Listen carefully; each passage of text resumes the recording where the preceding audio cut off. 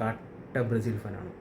ഞാൻ ആദ്യമായിട്ട് കാണുന്ന ഫുട്ബോൾ മാച്ച് എന്ന് പറയുന്നത് ബ്രസീലും നെതർലൻഡും കൂടിയുള്ള 98 വേൾഡ് കപ്പ് മാച്ചാണ്. അതിനുശേഷമാണ് ഞാൻ ഫുട്ബോൾ കാണാൻ തുടങ്ങിയതും കളിക്കാൻ തുടങ്ങിയതും.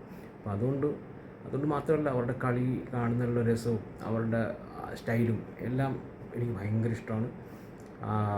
ഞാൻ കൂടുതൽ പറയുന്നതിന് മുമ്പായിട്ട് ഗ്രൂപ്പ് സിയിൽ എന്താണ് നടക്കാൻ പോകുന്നത് നമുക്ക് നോക്കാം. വീഡിയോയിലേക്ക് സ്വാഗതം. നമ്മുടെ ഈ ചാനൽ നിങ്ങൾ സബ്സ്ക്രൈബ് ചെയ്തിട്ടില്ല എന്നുണ്ടെങ്കിൽ സബ്സ്ക്രൈബ് ചെയ്യുക, സപ്പോർട്ട് ചെയ്യുക. അപ്പോൾ ഒരിക്കൽ കൂടി സ്വാഗതം.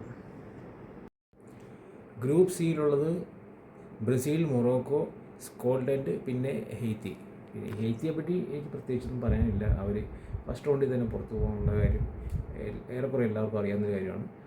ആദ്യമായിട്ടാണ് ഒരു വേൾഡ് കപ്പ് കളിക്കാൻ വരുന്നത്. പിന്നെ പറയാനുള്ളതെന്ന് വെച്ച് കഴിഞ്ഞാൽ സ്കോട്ട്ലൻഡിനെ പറ്റിയും മൊറോക്കോയെ പറ്റിയും പിന്നെ മാച്ചസിനെ പറ്റിയാണ്. അതിൽ എൻ്റെ പേഴ്സണലി എനിക്ക് ബ്രസീലായിട്ടുള്ള കണക്ഷൻ എന്താണെന്ന് വെച്ച് കഴിഞ്ഞാൽ 98 സെമി ഫൈനൽ മത്സരം ആണ് ഞാൻ ആദ്യമായിട്ട് കാണുന്ന ഫുട്ബോൾ മത്സരം എന്ന് പറയുന്നത്.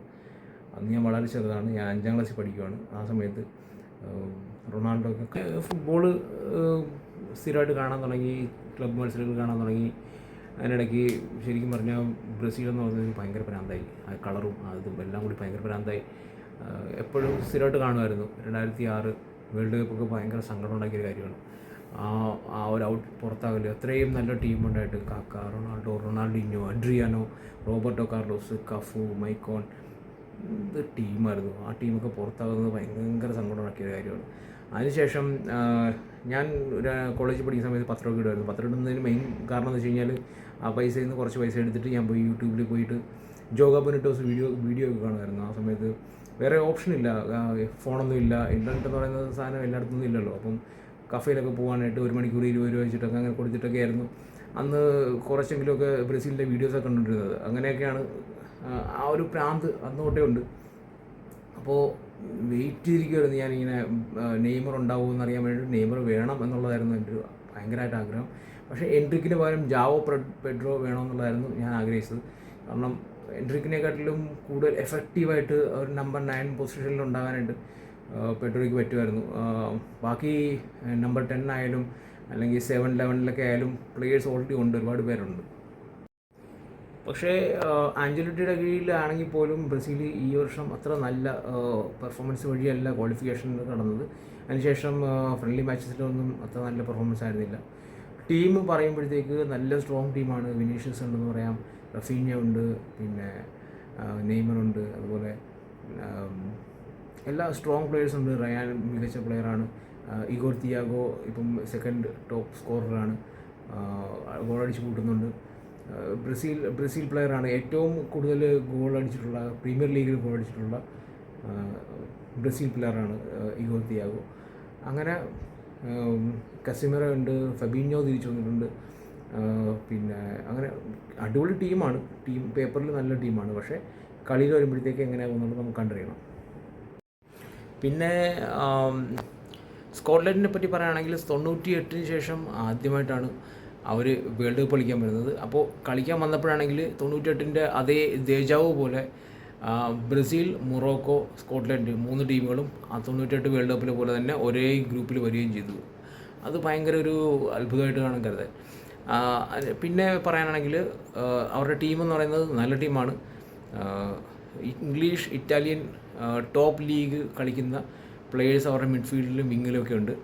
മക്ടോമിനെ ഉണ്ട്, പിന്നെ വില്ലി ഗിൽമോർ ഉണ്ട്, മഗ്ഗിനുണ്ട്, ആസ്റ്റൺ വില്ലയ്ക്ക് കളിക്കുന്ന മഗ്ഗിനുണ്ട്. അങ്ങനെ നല്ല ടീമുണ്ട്.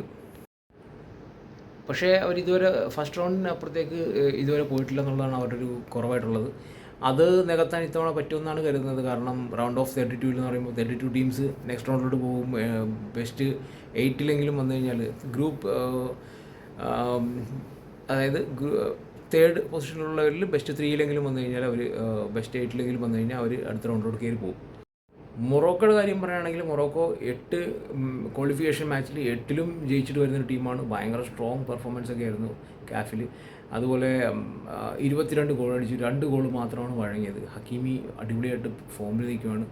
PSG-യിലായാലും നാഷണൽ ടീമിലായാലും നല്ല ഫോമിലാണ്. പിന്നെ ബോനോ കീപ്പർ, അതുപോലെ ബ്രഹീം ഡിയാസ് ഉണ്ട്. ഇപ്പം സ്പെയിനിൽ നിന്ന് മാറി ഇപ്പം പൂർണ്ണമായിട്ടും മൊറോക്കോയ്ക്ക് വേണ്ടിയാണ് ഇപ്പോൾ കളിച്ചുകൊണ്ടിരിക്കുന്നത്. അങ്ങനെ നല്ല ടീമുണ്ട്. അവർ അവരുടെ പെർഫോമൻസ് അനുസരിച്ചിരിക്കും ഈ ഗ്രൂപ്പിൽ ഫസ്റ്റ് സെക്കൻഡും ഒക്കെ തീരുമാനിക്കുന്നത്. ഞാൻ നേരത്തെ പറഞ്ഞ പോലെ ഒരുപാട് ഡീറ്റെയിൽ ആയിട്ട് എവിടെയാണ് കളിക്കുന്നത് അങ്ങനത്തെ കാര്യങ്ങളൊന്നും ഞാൻ പറയുന്നില്ല. എനിക്ക് പറയാനുള്ളതെന്ന് വെച്ച് കഴിഞ്ഞാൽ കളിയിൽ എന്ത് സംഭവിക്കാൻ പോകുന്നുള്ളതാണ്. ബ്രസീൽ മിക്കവാറും ആഞ്ചലോട്ടിയുടെ കീഴിൽ 4-3-3 ആയിരിക്കും കളിക്കുക. അപ്പോൾ അതിൽ മാർക്കിഞ്ഞോസും പിന്നെ ഗബ്രിയേലും ആയിരിക്കും സെൻട്രൽ ബാക്കിലുണ്ടാകുക. ബെക്കർ ആയിരിക്കും, അലിസൺ ബെക്കർ ആയിരിക്കും കീപ്പറായിട്ടുണ്ടാവുക.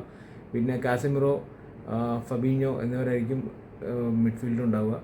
അതുപോലെ നെയ്മർ ഒരു വിങ്ങിലോ അല്ലെങ്കിൽ 10 നമ്പറിലൊക്കെ ആയിരിക്കും കളിക്കുക. വിനീഷ്യസും റഫീഞ്ഞയും ഉണ്ടാവും. ഇഗോർ തിയാഗോ ആയിരിക്കും സ്റ്റാർട്ടിങ് മിക്കവാറും. അപ്പോൾ ഈ ടീം ഗ്രൂപ്പിൽ ചാമ്പ്യന്മാരായിട്ട് കയറിപ്പോകാനാണ് സാധ്യതയുള്ളത്.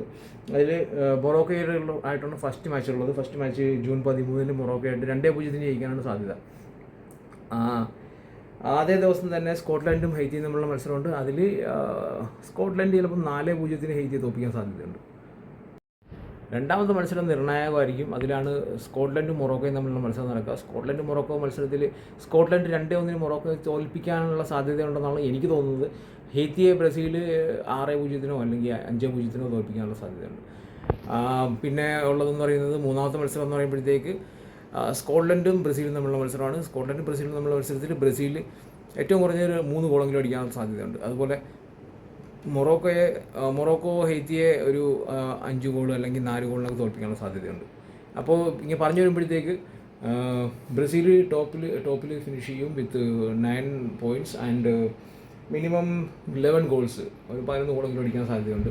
അതുപോലെ സ്കോട്ട്ലൻഡ് ആണെങ്കിൽ രണ്ടാമതായിട്ട് ഫിനിഷ് ചെയ്യും 6 പോയിൻറ്റ്സ്, അവർ 7 ഗോൾ അടിക്കാനുള്ള സാധ്യതയുണ്ട്. അതുപോലെ മൊറോക്കോ 4 ഗോൾ അടിക്കാനുള്ള സാധ്യതയുണ്ട് അല്ലെങ്കിൽ 5 ഗോൾ അടിക്കാനുള്ള സാധ്യതയുണ്ട്. അവർ തേർഡായിട്ട് അടുത്ത റൗണ്ടിലോട്ട് പോകാനുള്ള സാധ്യതയാണ്.